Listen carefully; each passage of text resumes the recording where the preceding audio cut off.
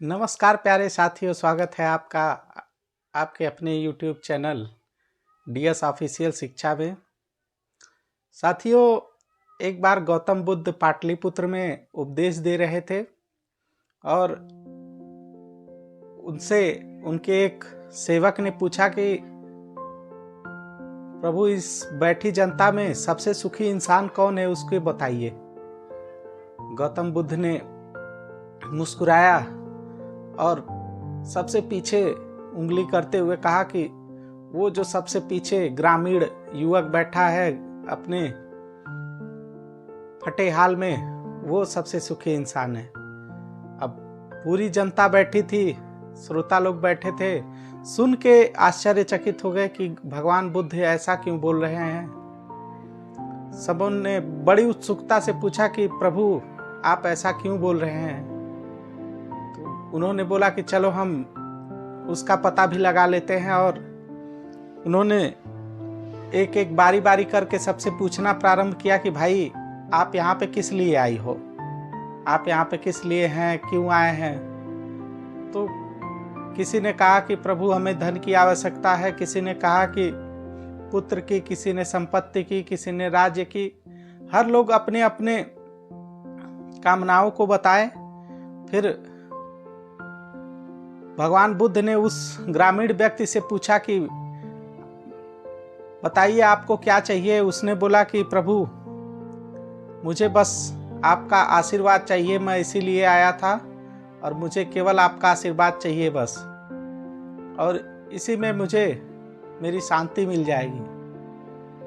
तो इस कहानी से हमें ये सीख मिलती है कि हमें हर चीज में धैर्य बनाना चाहिए और अपने विचारों, अपने अभिव्यक्ति को, अपने आकांक्षाओं को एक सीमित दायरे में रखकर और जितना मिले उसी में अपना कार्य करना चाहिए। और आइए शुरू करते हैं आज की क्लास। तो साथियों, आज हम लोग गुप्त साम्राज्य के बारे में बात करेंगे, जिसमें गुप्त साम्राज्य 320 ईस्वी से 455 ईस्वी तक था। इसमें श्रीगुप्त और घटोत्कच जो हैं, वो प्रथम शासक श्रीगुप्त हुए, उसके बाद घटोत्कच हुए, लेकिन ये दोनों लोग स्वतंत्र शासक नहीं बन पाए।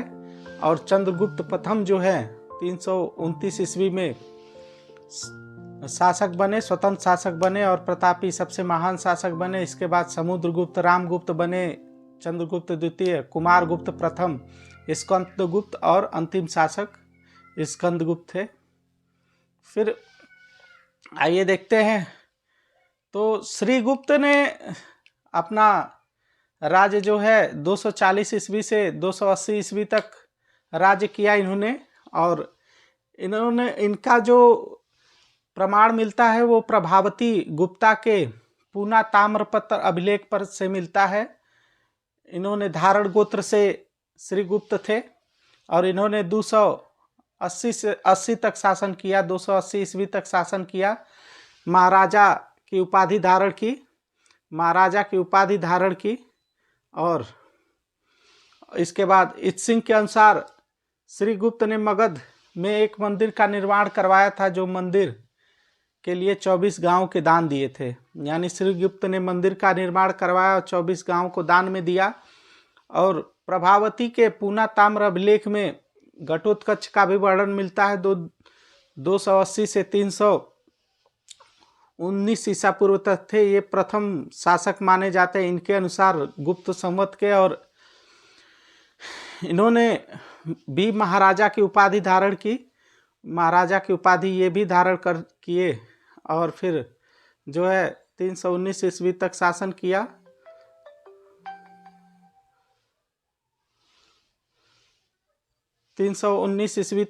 किया।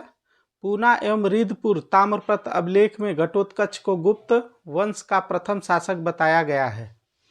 फिर इसके बाद जो है चंद्रगुप्त प्रथम, जो 335 ईस्वी तक थे, प्रसिद्ध शासक, सबसे प्रथम से प्रसिद्ध शासक थे, महान शासक बने।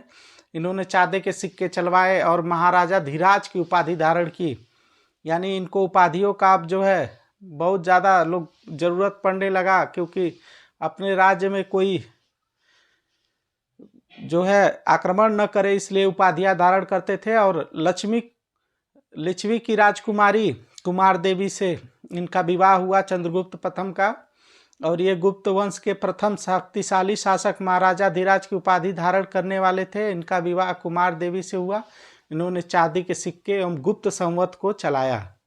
फिर आए समुद्रगुप्त। इनका दरबारी जो थे वो हरिशेठ थे, और इन्हें लक्ष्मी दोहत्रिक कहा जाता है, क्योंकि समुद्रगुप्त को अपनी बहादुरी एवं युद्ध कौशल के कारण भारत का नेपोलियन कहा गया।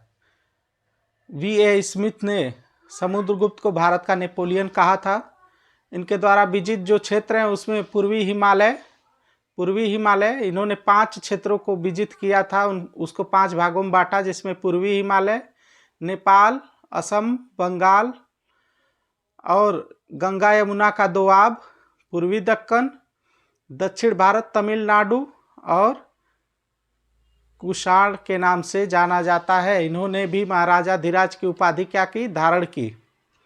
तो साथियों, गुप्त संवत में आज के क्लास में बस इतना ही, और कल फिर हम मिलते हैं एक गुप्त संवत के आगे के राजाओं के साथ, और उनके विजय और उनकी जो है जितनी उपलब्धियां हैं उसको जानेंगे। तब तक के लिए जय हिंद, जय भारत साथियों।